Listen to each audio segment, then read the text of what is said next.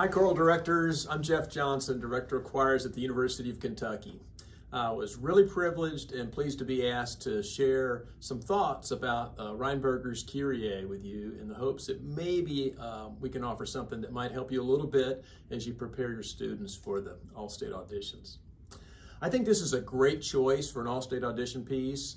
It's short. It's got 4 parts that are equal in difficulty pretty much. The ranges are good for every voice part.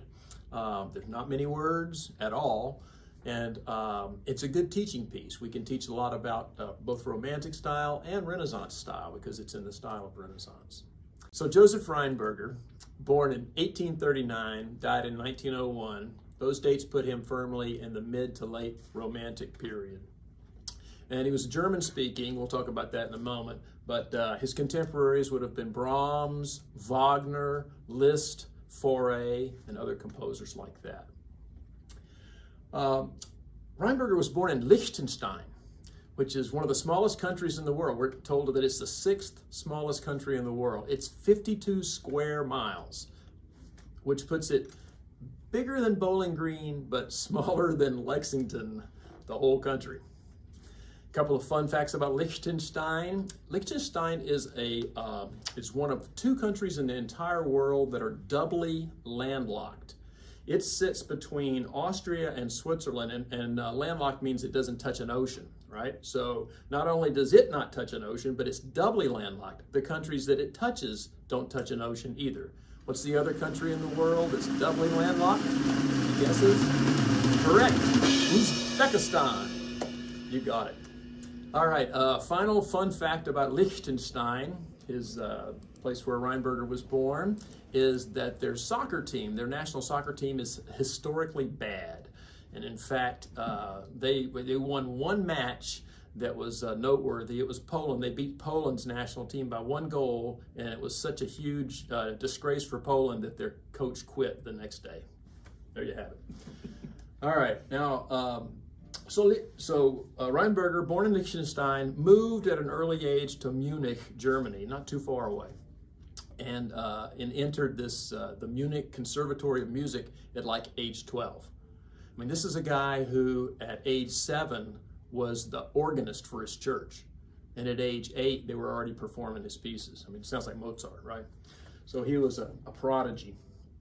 He was a teacher, mostly an organist, but he taught organ and he taught music theory and he taught composition. And he taught over 600 people, students, including the American composer Horatio Parker, if anybody knows him. Otherwise, you might not know the other names. Well, actually, the composer Engelbert Humperdinck, not the lounge lizard singer, but the composer of the late Romantic period who did Peter and the Wolf, I guess, and some other things. All right, so Reinberger was prolific. He did a lot of composing of instrumental music and of vocal music. He's got 15 masses that he composed, like the whole mass, Kyrie, Gloria, Credo, Sanctus, Agnus Dei. And he's got a bunch of motets too, shorter sacred works, some in German, some in Latin. So if you want to look further into Reinberger's music, there's a whole lot of it. Some of you may know the Abendlied of Reinberger. That's probably his most popular piece for choir. He was a Catholic, and most of the people in Germany at that time were Lutherans, but he was a Catholic, and there were other Catholics. And the reason that's important is because he adhered to some principles that we'll talk about in a moment that look back to the Renaissance as the golden age of choral music. All right, so the Kyrie.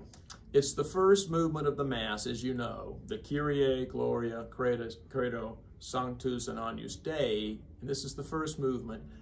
But this is a standalone Kyrie. This is not from any of his Masses. So he has 2 standalone Kyries. The other is like 6 parts. So this was a really, really good choice.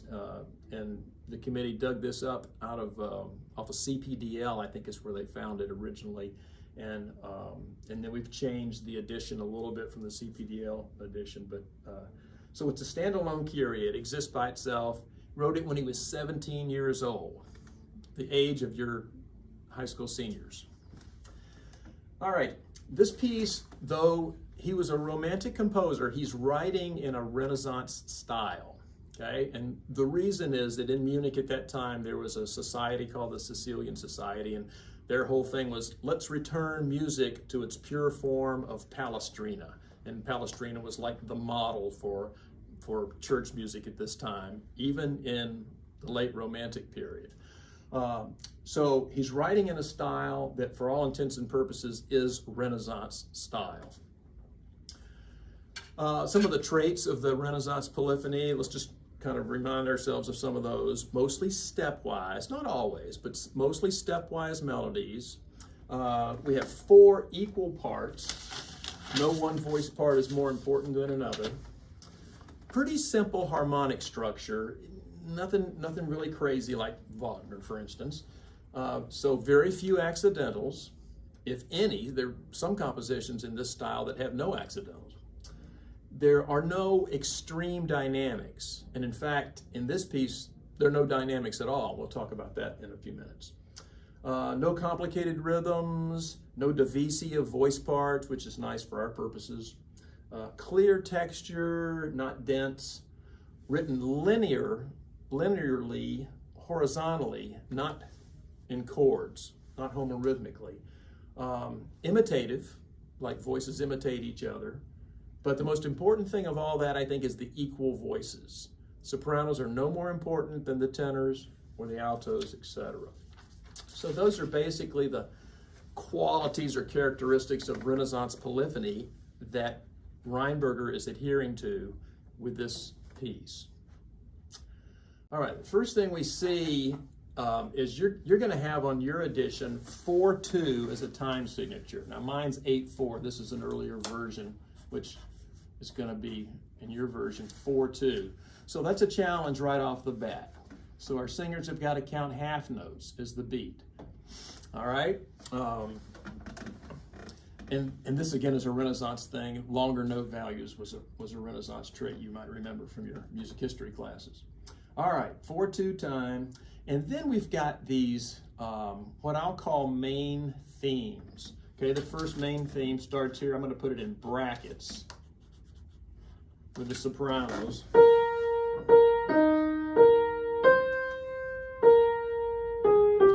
Basically that much right there, and we could end it like that if we want to. Or if we kept on going,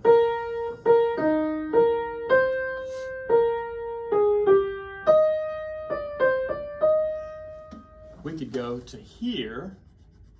Both of those are important things because look, let's go to the tenor part. Tenors, we'll put them in brackets also because they are canonic imitation of the sopranos. Remember, row, row, row your boat. It's canon. So tenors. I'm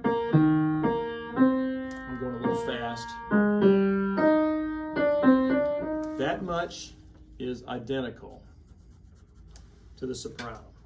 All right, now let's take the alto part. Let's put them in a wedge because they're a little different. So they're going to answer.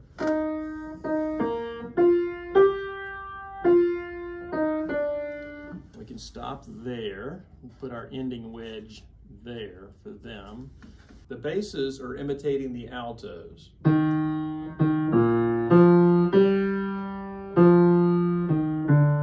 That much is identical to the alto part.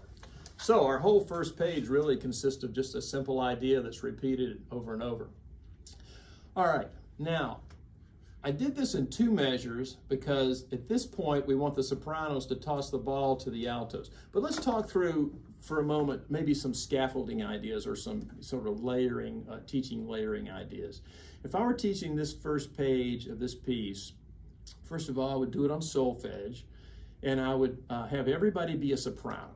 Okay, and then we would all sing the soprano line in our own octave. We would all sing the soprano line probably to this point right here. Okay, and then I'd say, okay, now everybody's a tenor.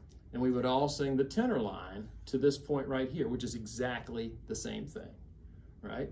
Okay, and then I'd probably break it up and say, okay, now sopranos and altos, you are sopranos. Tenors and basses, you sing the tenor line. We do it in 2 parts. And then I might say, okay, now sopranos, you're on your own part, and tenors, you're on your own part. And then, but just singing this much, the sopranos ending here, and the tenors ending here. that's the idea of the scaffolding that I would use to try to ensure success. Okay, so that teaches us the soprano and the tenor parts, the themes, the main themes. And then we would say, okay, now everybody's an alto. All right, we would sing the alto part to here. Okay, now everybody's a bass, and we would sing the bass part to here, which is exactly the same.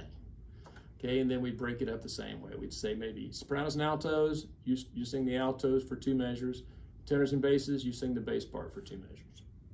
Okay, and then maybe just the altos alone on their part, and finally the basses alone on their part. Okay, then we would put it together, sopranos, altos, but only these 2 measures. Sopranos for 2 bars, altos for 2 measures, tenors for 2 measures. We'll stop the tenors here for now, and then basses for 2 measures. Okay, so this is a way that we can right off the bat kind of ensure success, because it's all the same thing, really. We're just imitating each other. But also we're teaching them the shape of this piece, the form of the piece, the compositional technique that Reinberger is using, and we're dealing with balance right off the bat. Because these 2 measures are important for the sopranos, then the altos take over for 2 measures. Then the tenors take over for 2 measures, and then the basses take over for 2 measures. We'll talk in a minute about another idea, just some fun things to ensure success with that balance. But that's a tricky thing. Getting the idea of, hey, the sopranos, after the 2nd measure, you're no longer the important part.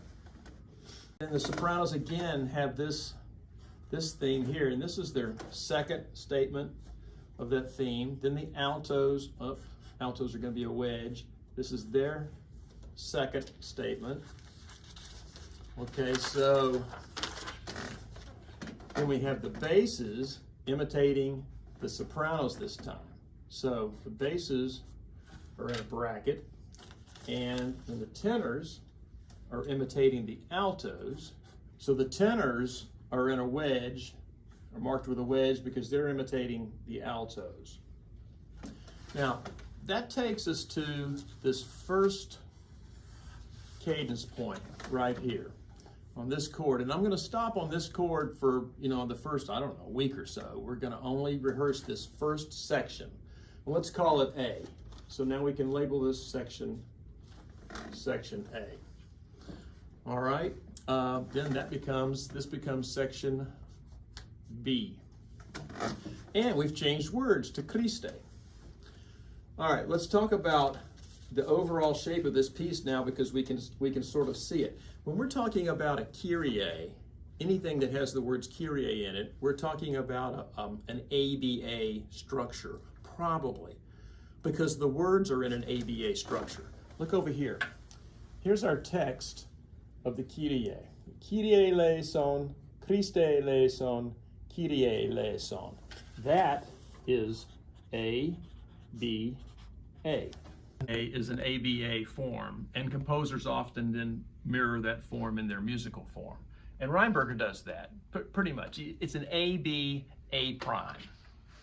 All right, so here's the B section, and I just chose this as the B section because the words changed to Christe, okay? But look, it's only 4 measures long because, here's the altos back in with their Kyrie, and here are the basses with their Kyrie. There's the sopranos with their Kyrie. So my final section is going to look like this.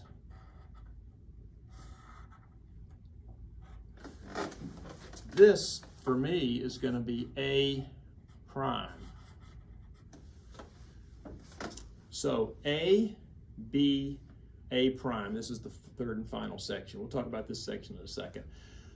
Not only are the words different here, Christe eleison, but the motive changes. Instead of this original main motive,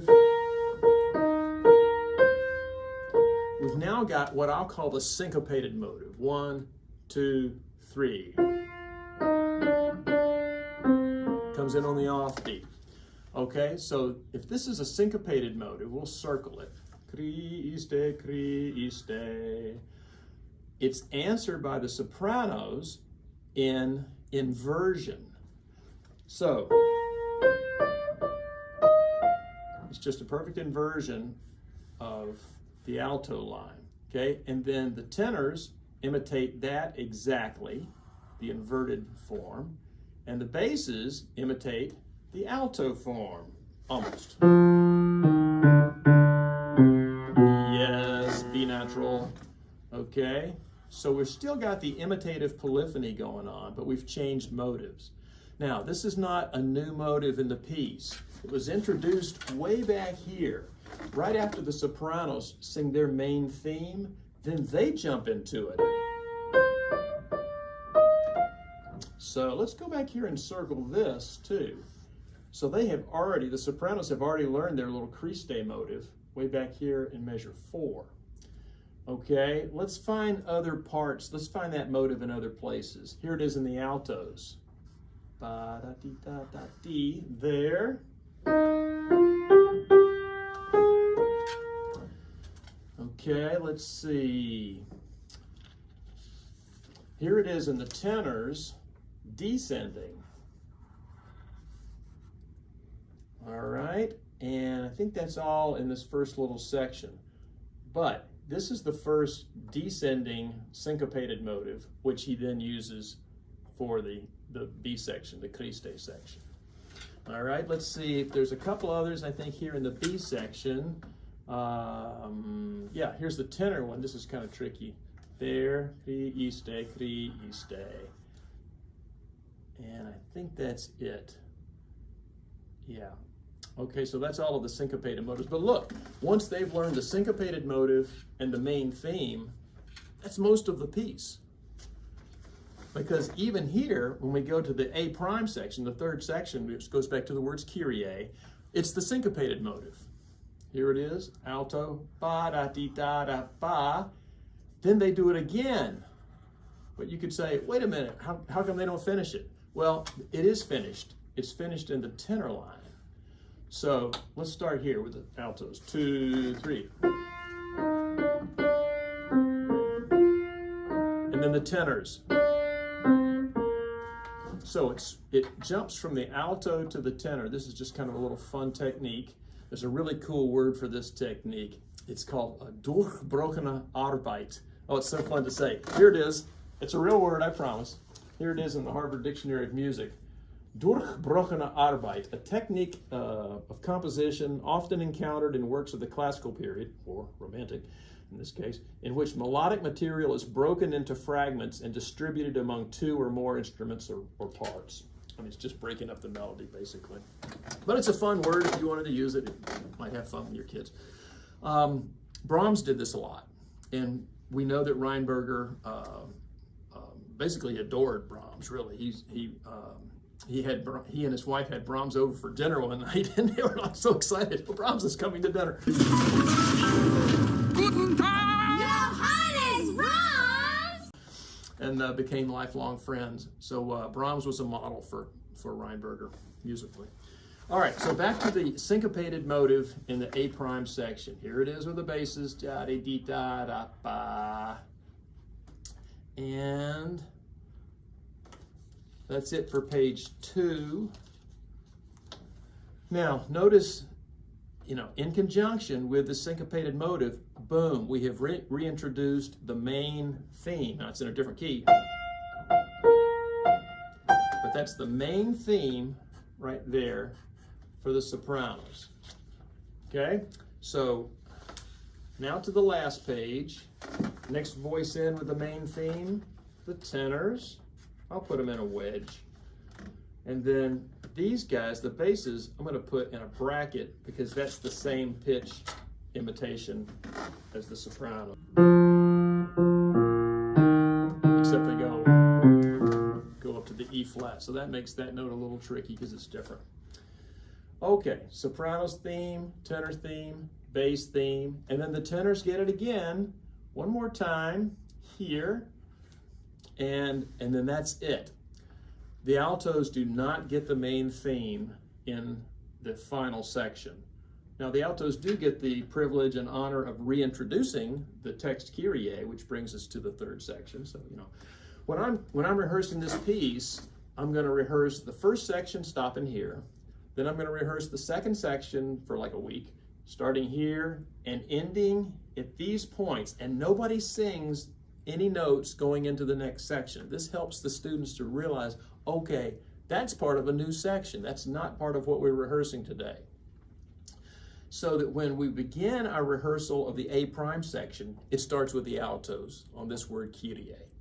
And we're just using our text. We're using the Kyrie, Christe, Kyrie as points of departure for telling us how the piece is shaped, what the form of the piece is. Okay, so form is an issue. Fun to teach. Can be fun to teach. You could say, hey, let's name some ABA forms that we know. What's an ABA form? And then somebody might say, my car is an ABA form. Oh, really? Yeah, it's got doors on one side, and then it's got the car in the middle, and it's got doors on the other side. Oh, okay, cool. Oh, you know what? I'm an ABA. A-B-A. Trees are ABA. Branches, trunk, branches, and on like that. You can have fun with ABA forms. All right.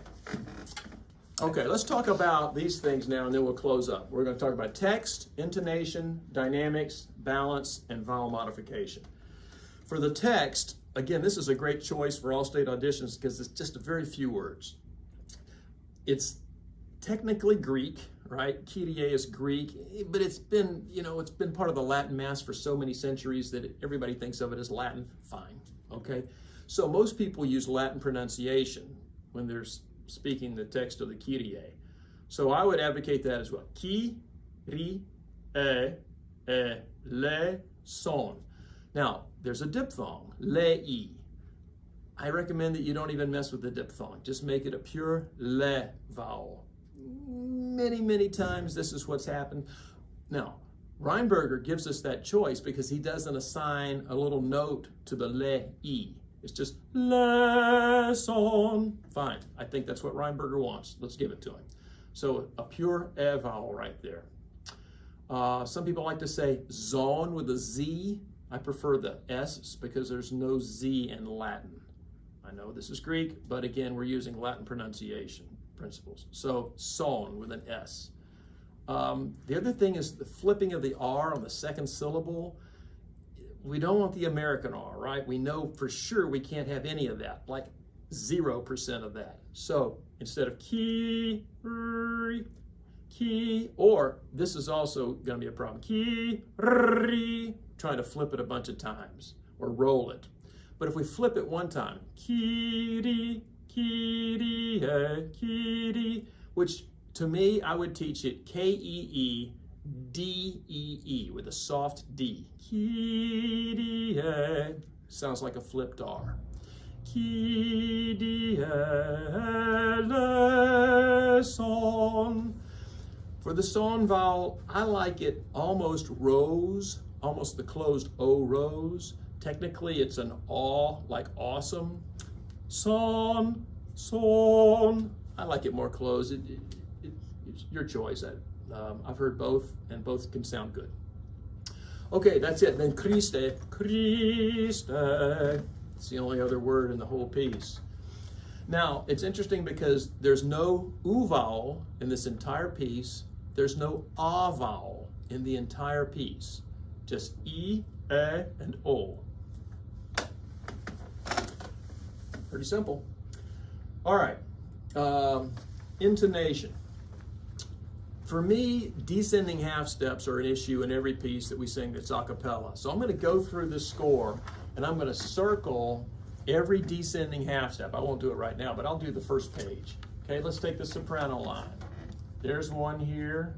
I'm going to circle the second note with an arrow pointing up. Okay, here's another one here, the E flats to Ds. Okay, sopranos, moving on here. We're good. Oops, there's one right there. That's going to be a big one because it's a longer note. Okay, all good. Well, there's a little tiny one right here. I'm not worried about that one. Okay, altos. Looking for descending half steps. So we're good. Uh-oh, huge one right here. The introduction of the A natural. Okay, let's see. I'm going quickly. I might miss one, but I don't think so. Here's tenors. There's one. Descending half step. There's another one. Tenors are always looking for a reason to sing flat. And the descending half step gives them an excuse. There's one. There's a biggie there. And here's another one, tenors. Okay. Heads up. All right, then basses. Let's see. Here's one here, E flat to D. Oh, there's another A natural for the basses. Okay, and that's it. So a lot of descending half steps for the tenors on the first page. And then just go through and I recommend you circle all the descending half steps. And then when my singers sing them, they point up. They sing the half step, and when they go down, they point up with their finger, just like they're making a circle with an arrow pointed to connected to the circle. Okay. Dynamics. We mentioned that there are no dynamics in this edition of this piece, which is a great edition. This is the only edition of this piece that exists as far as we know, except for the manuscript. And this editor, Reuter is his name, went to Munich and copied it from the manuscript. But there are no dynamics. Fine. Let's do this. Let's make the main themes, let's assign dynamics to the main theme. Let's see, every time we sing the main theme, we're going to make it mezzo forte. And everything else in the first section is going to be piano. All right? That means the sopranos are going to sing mezzo forte for 2 measures, then they're going to drop to piano when they go up to their high note. This is counterintuitive and challenging, but really good for them. So 2 measures of mezzo forte, because look, then the altos are going to be mezzo forte for their theme for 2 measures. And then they're going to drop to piano. The tenors are mezzo forte for 2 measures. They're going to drop to piano when they go up to their high note because they're going to mix it in their head voice a little bit. And the basses are going to be mezzo forte for 2 measures. And then look, and we're back to the sopranos, mezzo forte. Then we're for 1 measure, only 1 measure this time, because then the altos take it for a measure. 1 measure. Then the basses, mezzo forte for a measure. Then the tenors, mezzo forte, I would say a measure, and then I would have everybody in this measure diminish to the cadence. Bring it down softly so that we can reintroduce the new B section. Okay, those are dynamics that I would just assign.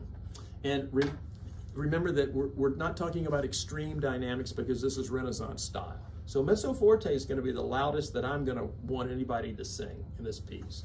And then piano is probably going to be the softest. Equal voices, right? Everybody's equal. Okay, there's some balance issues then that are created by people wanting to step on the main theme. The first one is the sopranos in measure 3, as we said. They're going to have to sing lightly in measure 3. The sopranos also in measure 5, when the tenors come in with their subject or their main theme, the sopranos are above the staff. They're singing up here. It's got to be light, very light. Okay, next balance issue for me is measure 7. We need less tenor. When the tenors go, here's the tenor theme.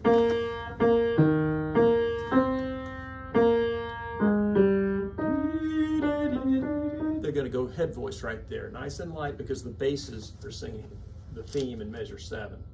You get the idea.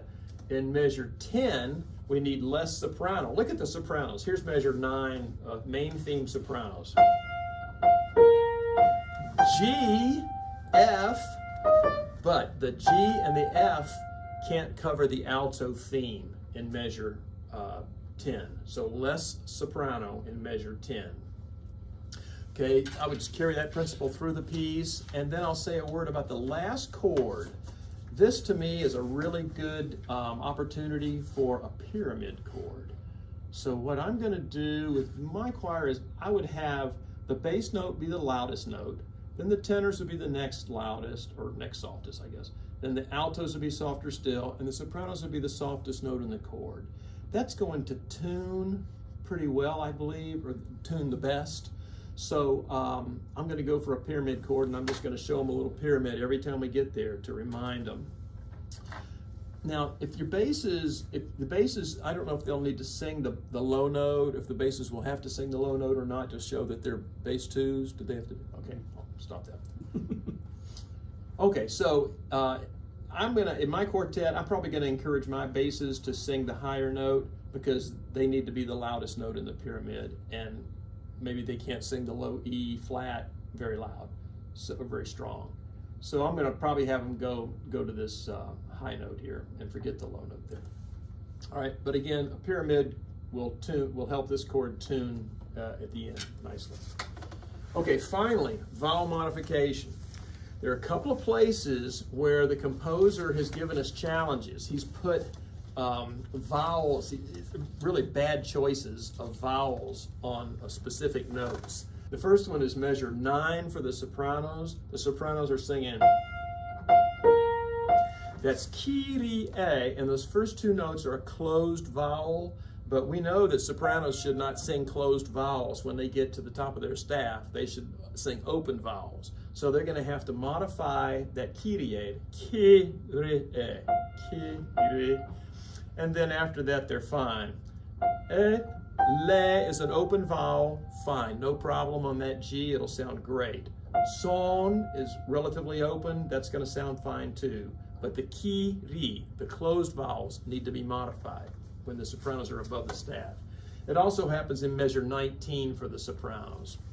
They need to modify that. It's the same notes. For the tenors, and this is really tricky, measure 13 is the first example for the tenors. Let me back up to measure 12. Here's the tenor main theme in bar 12.